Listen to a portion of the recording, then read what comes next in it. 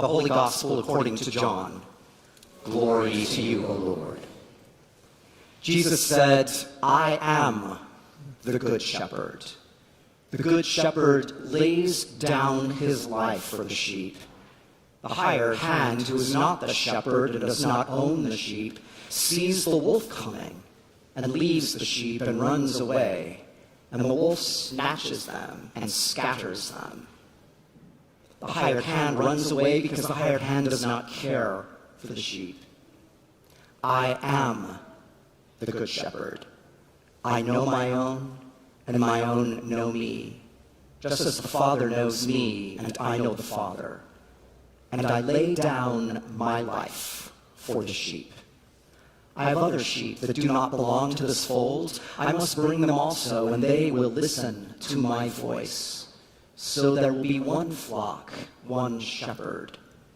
For this reason the Father loves me, because I lay down my life in order to take it up again.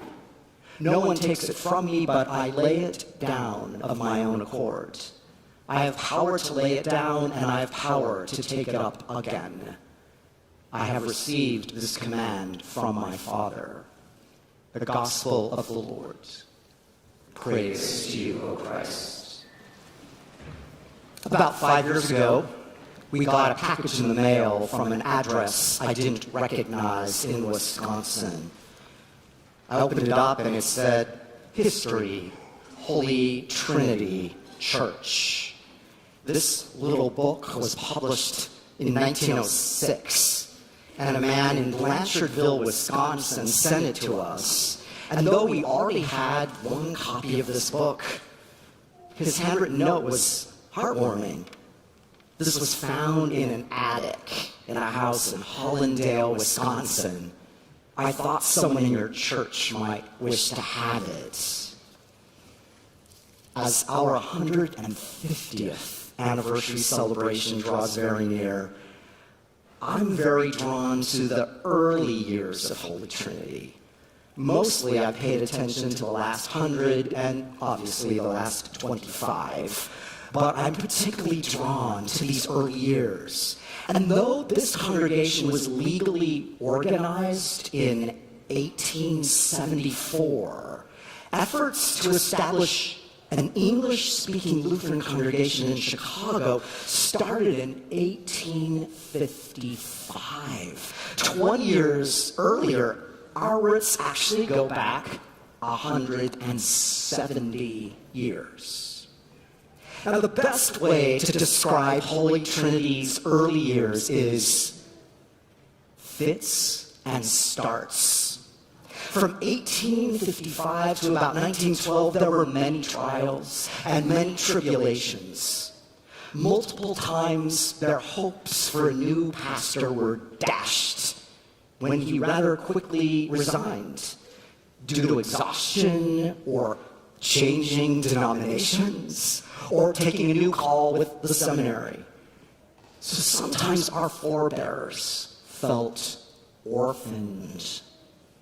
Let me tell you, though, these early Lutherans, they got around downtown Chicago. For multiple reasons, they were like nomads, moving from one location to another. After they finally had a church building in 1867, their hopes were absolutely shattered. Some of you can predict what I'm going to say.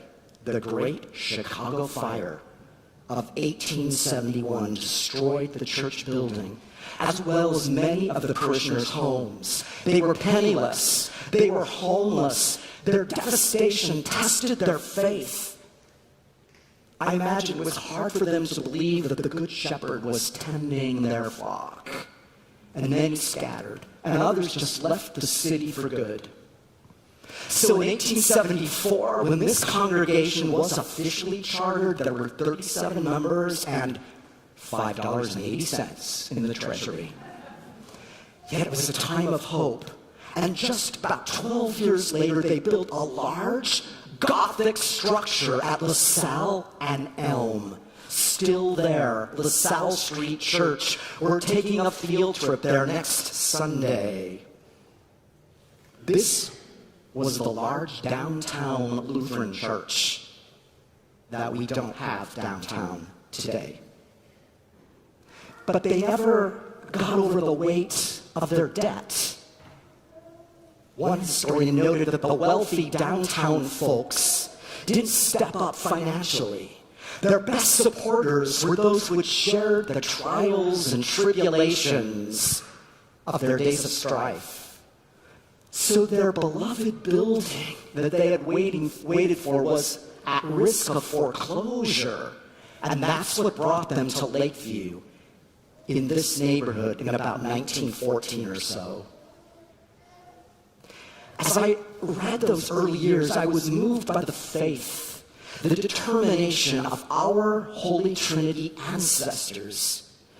Today, so many folks have lost faith in the church as an institution. Churches are closing right and left. Many are on life support. Yet our forebears laid down their lives, gave their all for generations who would follow, including us. The main point of the letter of 1 John is a line in today's reading. Little children, let us love not in word or speech, but in truth and action. You may have all the goods the world can offer, the writer says, but God abides in those who lay down their lives for another, especially those in need, especially those most vulnerable, especially those marginalized. There's a key phrase in the hymn of the day that we will soon sing. The life laid down, the life restored. The risen Christ, the one who lays down his life for the sheep, is raised in the resurrection. Now we are conditioned to keep our lives, to hold on. In a risky and troubled world, we will do everything to keep our lives from danger, to keep our lives from neighbors we do not trust, to devote our own self-interest rather than the common good. But we have a God who risks everything, a Christ who puts himself in harm's way for the sake of his beloved flock. Now, as you heard, Jesus contrasts himself with the hired hand, who upon seeing the wolf coming runs away, and the wolf snatches and scatters the sheep. But like a parent who will do anything and everything to protect a child, Jesus lays down his life for the sheep. God's self-risk is anathema to the rulers of this age. It is pure foolishness to those whose sole purpose is self-preservation, self-possession, self-aggrandizement.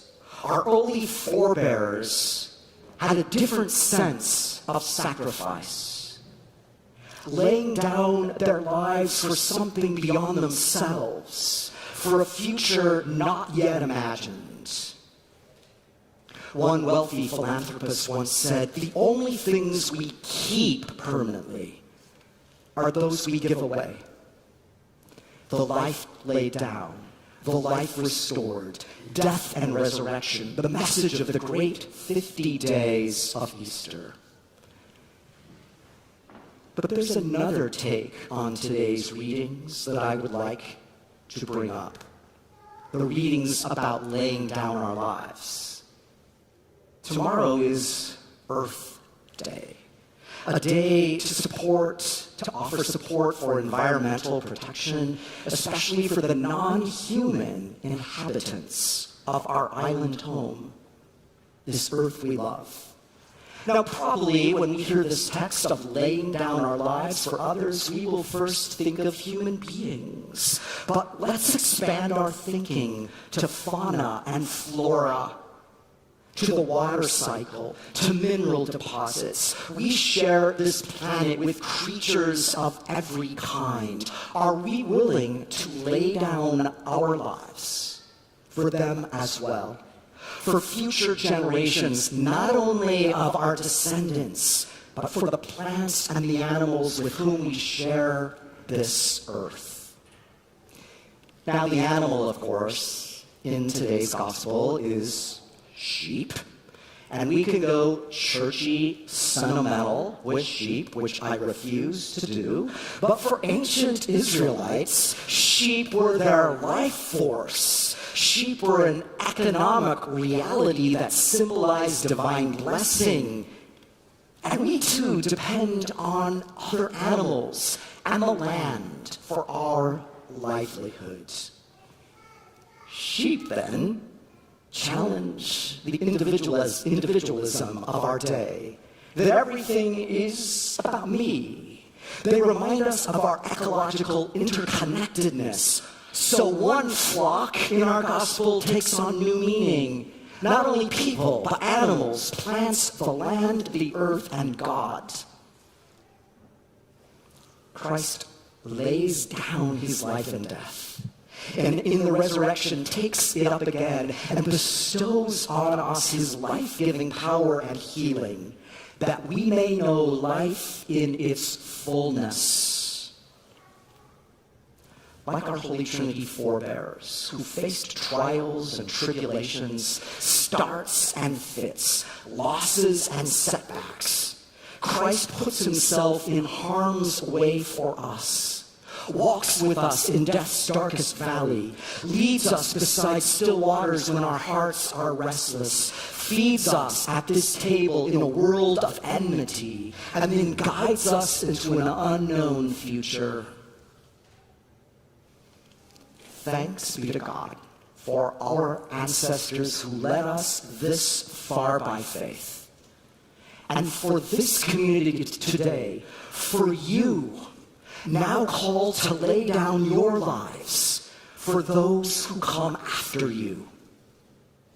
Not only people, but all creatures, great and small. Amen.